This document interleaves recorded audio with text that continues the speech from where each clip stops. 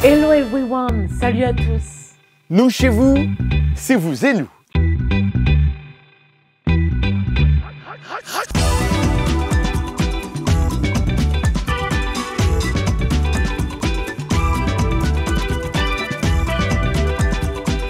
Ravi de vous retrouver, j'espère que vous êtes confortablement installés et que vous allez bien.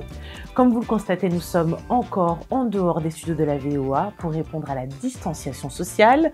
Dans ce numéro, cette semaine, nous ferons un saut au musée du Quai Branly Jacques Chirac à Paris pour observer une dernière fois les 26 œuvres pillées par des troupes coloniales qui seront très prochainement rendues au Bénin. La superbe diva Adele a révélé les titres de son album 30 ou 30, très attendu par ses fans le 19 novembre. Je suis impatient moi. Nous y reviendrons dans l'actu de cette émission. Rencontre avec le groupe de Zouglou, Voix des Anges, en toute fin d'émission. Dans la question hashtag vous et nous de cette semaine, nous vous avons demandé qui était responsable du changement climatique et que faire pour l'éviter. Ah oui, c'est la grande question de cette semaine. Michel Joseph will teach us some English, I can't wait. Ekia nous amène d'abord au Sénégal. Ekia. Effectivement, on démarre au Sénégal où une association tire la sonnette d'alarme. Nous sommes en pleine période de COP26, comme vous le savez, cette grande conférence autour du climat qui se tient depuis lundi dernier à Glasgow. Et certaines femmes au Sénégal sont déjà impactées par le dérèglement climatique. Et si rien n'est fait rapidement, ces femmes déjà dans une situation de vulnérabilité vont voir leur situation encore plus empirer. Plus de détails avec ce reportage d'Alison Lekogo-Fernandez et de Baïdir. Depuis qu'elle a créé son association il y a 2 ans, Radi Camara parcourt le Sénégal à la rencontre des femmes du monde rural.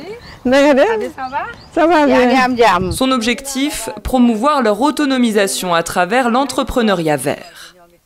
Mais un peu partout, ces femmes s'inquiètent. À l'image de Binta Wan, maraîchère dans la forêt de Mbao, en périphérie de Dakar.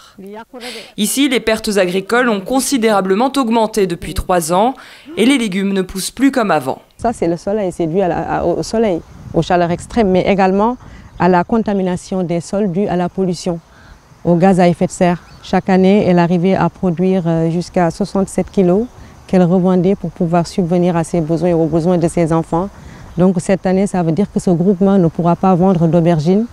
Sur cette parcelle de 2 hectares exploitée par une 50aine de femmes réunies en groupement, les pertes atteignent désormais 40% contre moins de 10% auparavant. Avec l'augmentation des températures, de nouveaux parasites font leur apparition, comme sur les racines de ces choux. Il y a de petits boules qu'on appelle le nématode. Nous voulons des solutions pour que ça ne revienne. On ne met pas de pesticides, c'est pourquoi on a un problème très difficile de traiter ces produits. Selon le dernier rapport du GIEC, les 5 dernières années ont été les plus chaudes jamais enregistrées depuis 1850.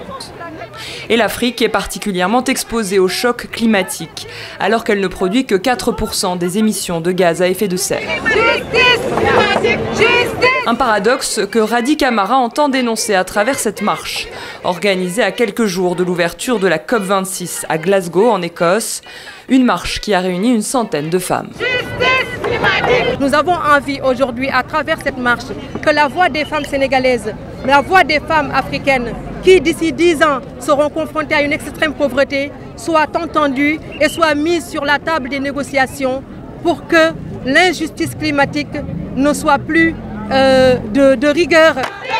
Alors, à l'aube de cette nouvelle grand-messe du climat, l'association appelle les pays industrialisés à respecter leurs engagements pris il y a 6 ans lors de la COP21 à Paris, engagements qui visaient à limiter le réchauffement climatique en dessous des 2 degrés Celsius par rapport à l'ère pré-industrielle.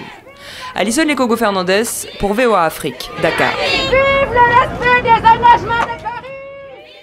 Les populations rurales de l'Afrique subsaharienne sont particulièrement exposées aux aléas climatiques, dans la mesure où elles sont étroitement dépendantes de l'agriculture pluviale, qui représente près de 93% des terres cultivées. Rappelons en effet que 80% des céréales consommées en Afrique subsaharienne proviennent de cette production traditionnelle et que le secteur agricole emploie 70% de la totalité de la main-d'œuvre. Et ça, c'est d'après l'Organisation des Nations Unies pour l'alimentation et l'agriculture, qui dit que cela représente aussi ou représenterait entre 15 et 20% du PIB. Très important.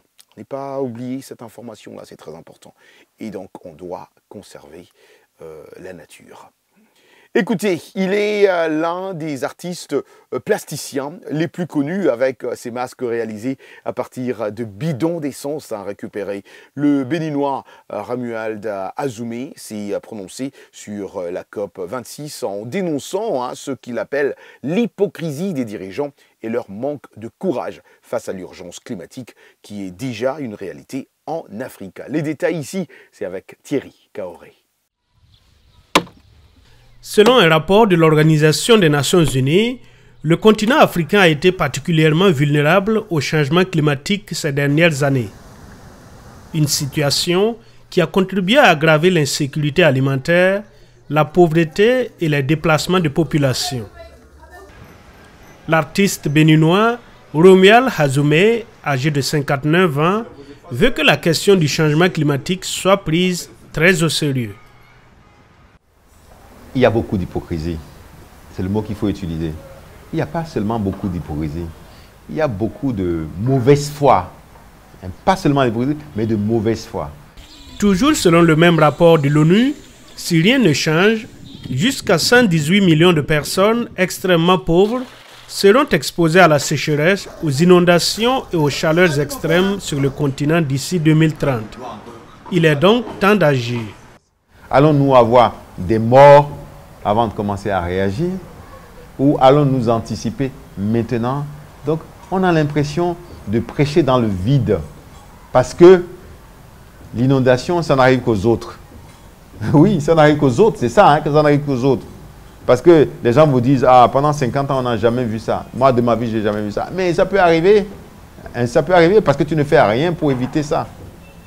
Voilà, donc c'est un sentiment à la fois de tristesse et de colère. D'habitude très critique envers les dirigeants, M. Azoumé a néanmoins salué la gestion des déchets faite depuis 5 ans dans les grandes villes béninoises. En utilisant les déchets comme matériaux de récupération, il a fait de l'écologie son combat qu'il mène depuis 1980. Merci pour ce beau reportage qui nous amène à la question de la semaine. Hashtag vous et nous de cette semaine. Écoutez, plusieurs forces différentes peuvent influencer le climat. On vient de le voir. Quand l'activité solaire augmente, il faut qu'on le dise aussi ici, la planète reçoit plus d'énergie et se réchauffe. Lorsque des volcans entrent en éruption, comme on avait vu dernièrement à Goma, ils émettent des particules dans l'atmosphère qui envoient la lumière du soleil et la planète en ce moment-là se refroidit. Quand il n'y a plus de gaz à effet de serre dans l'atmosphère, la planète se réchauffe. Alors nous vous avons posé cette question de savoir, changement climatique, à qui la faute et quelles sont les solutions que vous proposez? Vous êtes nombreux, comme d'habitude, à répondre à cette question-là et nous vous disons merci infiniment. Malheureusement, nous ne pouvons pas lire toutes vos réponses. Mais aujourd'hui, on a sélectionné Gomez Ngunga, Kinshasa, RDC. Le réchauffement climatique est dû à plusieurs facteurs. Premièrement, il y a la déforestation. Les gens déboisent de façon abusive. Il faut avoir la politique de l'écologie. Deuxièmement, des industries dans d'autres pays du monde, comme en Chine et aux États-Unis, émettent des gaz à effet de serre et dégagent des métaux lourds dans l'atmosphère. Nous avons également le commentaire de Christian Mayunga, Brazzaville au Congo. Des mesures draconiennes devraient être d'application pour des faits reprochés aux récalcitrants, ceux qui ne respectent pas l'environnement. Maximilien Pakoumou, Cocody, Côte d'Ivoire. Le réchauffement climatique est une diversion. D'après moi, il est question d'un système électromagnétique que certaines personnes ont placé pour détruire l'humanité. Merci pour vos nombreux commentaires. On passe à présent à la rubrique Sportissimo avec Yacouba Ouedraogo.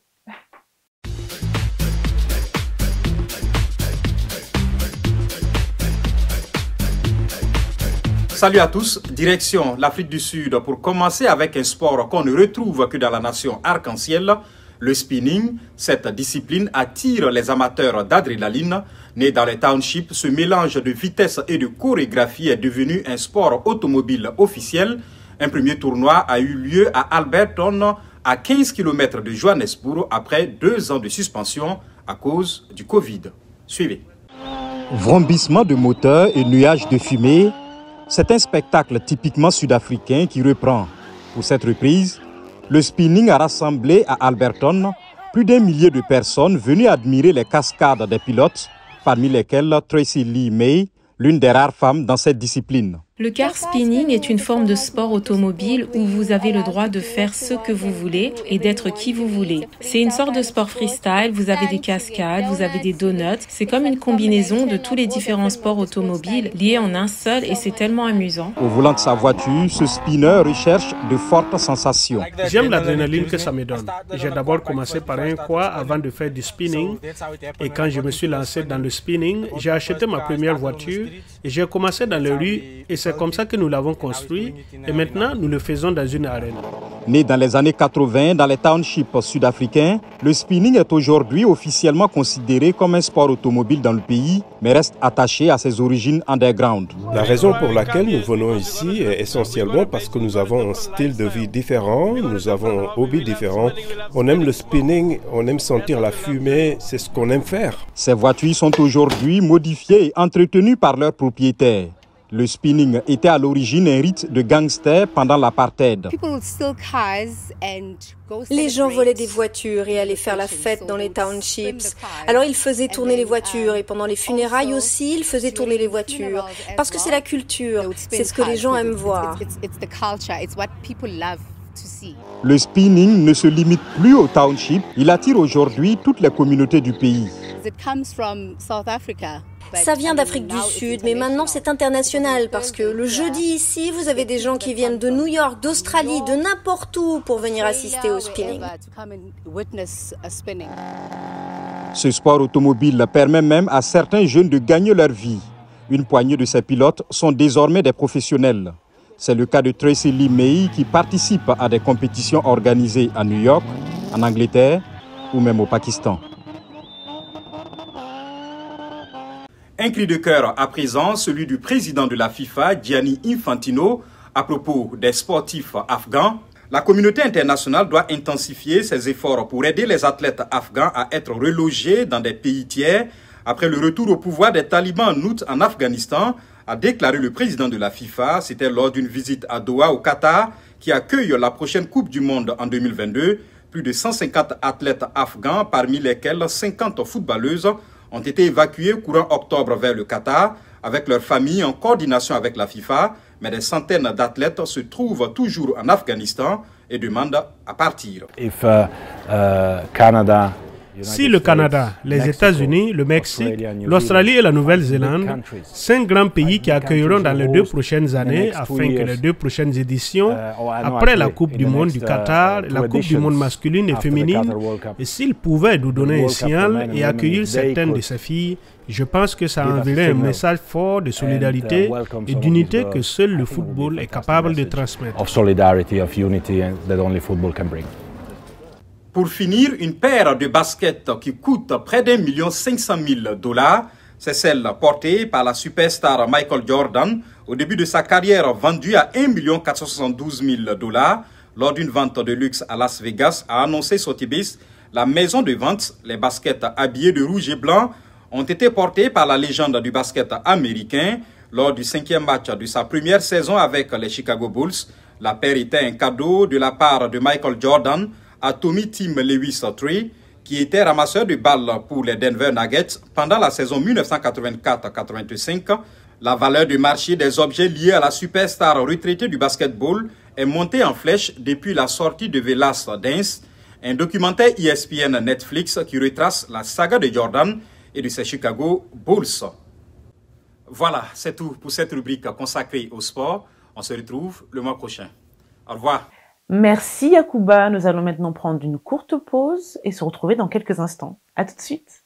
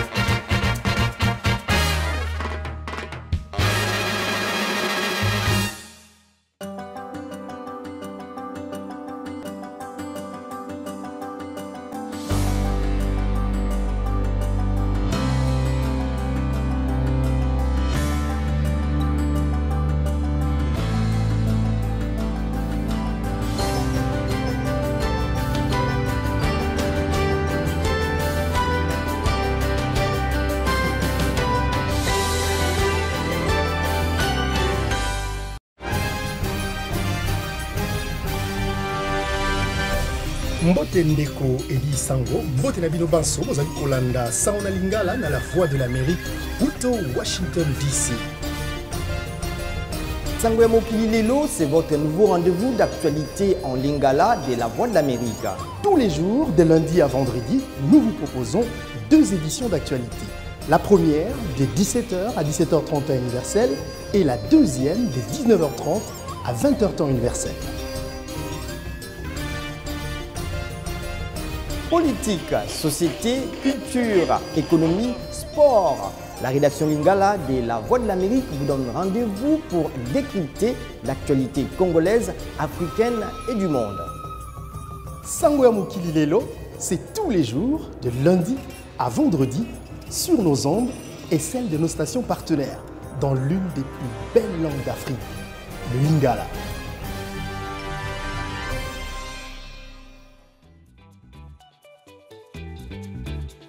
Vous et nous, part 2.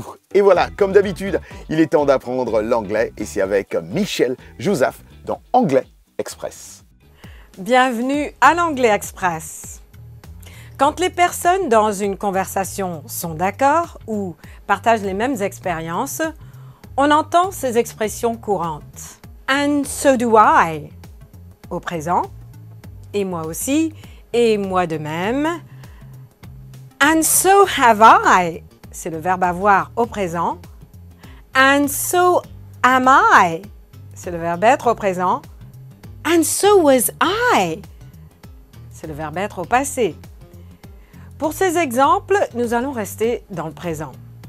La formule reste la même au passé. Imaginez tout simplement que quelqu'un vous parle d'une expérience et vous êtes d'accord ou vous avez une expérience similaire. Donc, la personne dit « I walk to work » et vous allez dire « And so do I » Je marche pour aller au travail. Moi aussi. « I have a reliable car » And so have I. J'ai une voiture fiable, dit la personne, et vous répondez « Et moi aussi. And so do I. I'm an English teacher.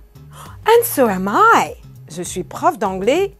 Et moi aussi. » Dans ce contexte où il y a un commentaire de quelqu'un, le verbe et le sujet sont inversés dans votre réponse comme dans le cas d'une interrogation.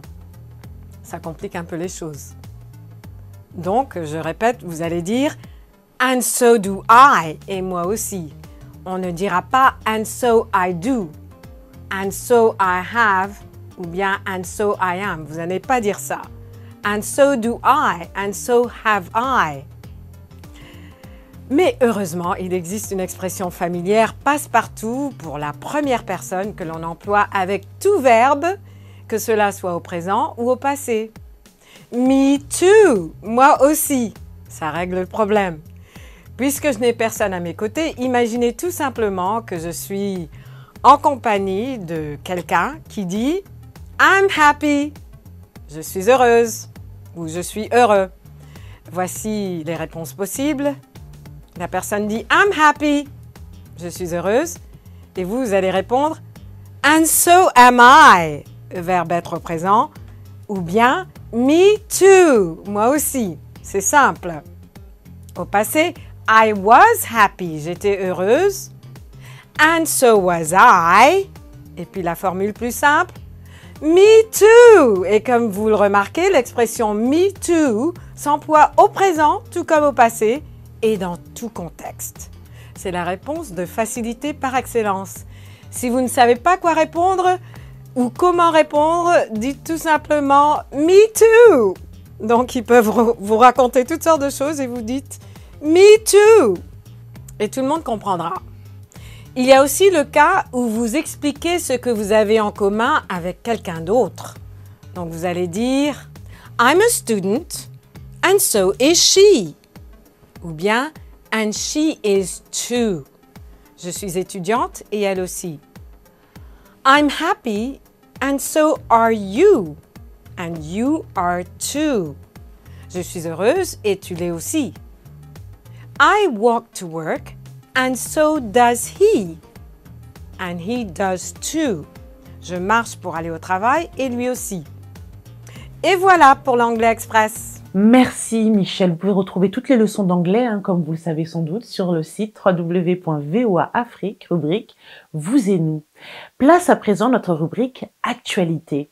C'est une cérémonie à forte valeur symbolique qui s'est tenue le mercredi 27 octobre dernier à Paris. Le but est la restitution au Bénin d'œuvres pillées par les troupes coloniales. C'est la première importante restitution d'objets de collection publique à un pays africain.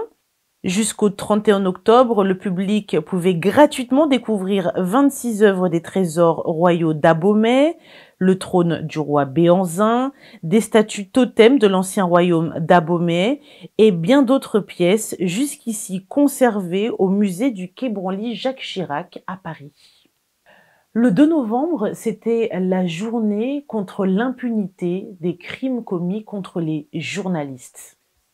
À cette occasion, j'aimerais vous parler du projet Liberté d'expression de M. Nedje de Maurier, artiste reggae ivoirien qui souhaite alerter sur le sort des journalistes morts pour avoir fait leur travail en mettant en lumière des faits dérangeants. À travers ces titres, on se remémore des noms de journalistes célèbres ou moins connus.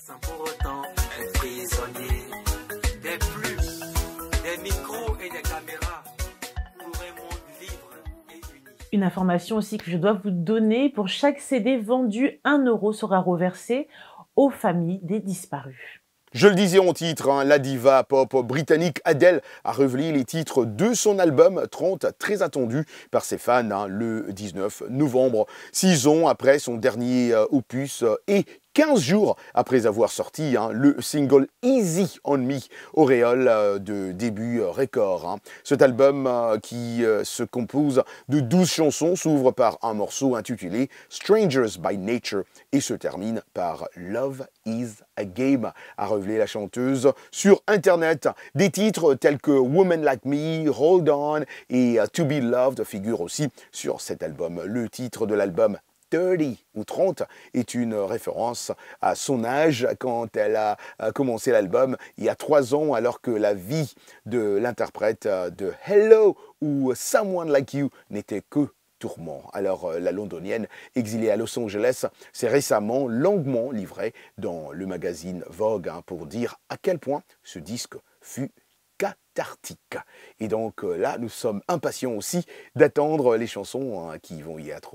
Vous êtes aussi, sûrement, vous êtes beaucoup à aimer ou à adorer les chansons d'Adele. Let's wait and see. Je voudrais parler à présent d'un groupe qui s'appelle VDA, la Voix des Anges, figure emblématique du mouvement Zouglou en Côte d'Ivoire. Les 2 natifs de Daloa sont maintenant basés à Abidjan. Ils sont actuellement en France pour une tournée européenne. Ils veulent nous parler de leur musique, de leur projet. Et je vous propose d'en découvrir davantage à travers cet extrait d'interview que j'ai mené la semaine dernière à Paris.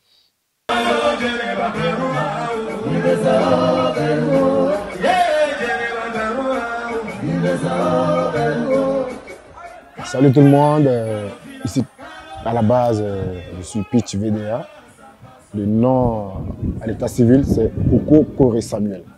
Moi c'est Jim VDA et à l'état civil c'est Diaison Jean-Marie Vianney. D'abord, le Zouglou, c'est notre identité culturelle. Et à travers le Zouglou, on dénonce.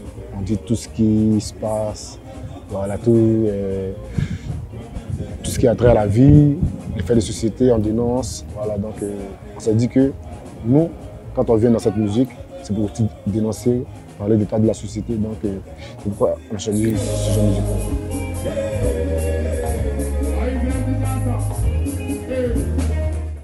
Bon, la musique elle-même, d'abord, en général, c'est une destinée déjà tracée par Dieu. Maintenant, pour le genre de musique que nous faisons, qui est le Zouglou, pour nous, c'était le meilleur canal pour nous, voilà, pour nous exprimer et pour véritablement dire ce qu'on pense. Voilà, et en tout cas, donner pour nous ce bonheur-là et ce qu'on sait faire à notre public.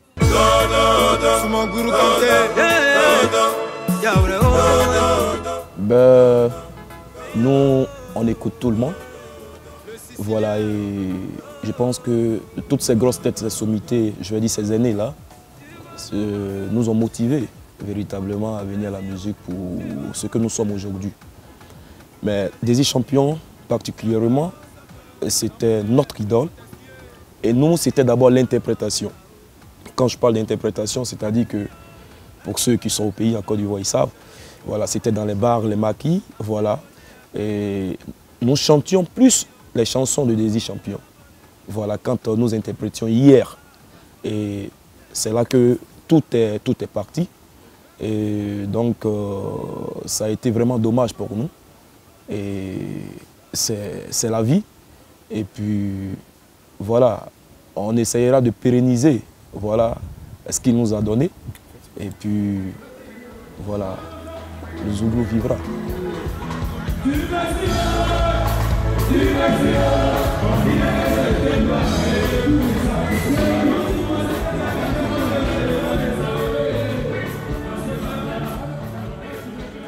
Merci Ekia pour cette belle interview. Je dois l'admettre aussi, Jim et Pitch ont vraiment du talent. Bravo les gars, bravo, continuez. Écoutez, l'émission touche déjà à sa fin. Aïe, aïe, aïe. Merci à vous, chers téléspectateurs, pour votre fidélité à ce programme de VO Afrique. Merci à nos stations partenaires partout dans le monde, en Afrique surtout. On doit vous dire aussi à vous, les euros dans l'ombre, merci à vous, merci à Jean-Louis Mafema, merci à Gabi Dorsil, merci à Salwa Jafari. Comme d'habitude, on s'est dit rendez-vous la semaine prochaine. Ciao, ciao. Bye. Ciao, ciao.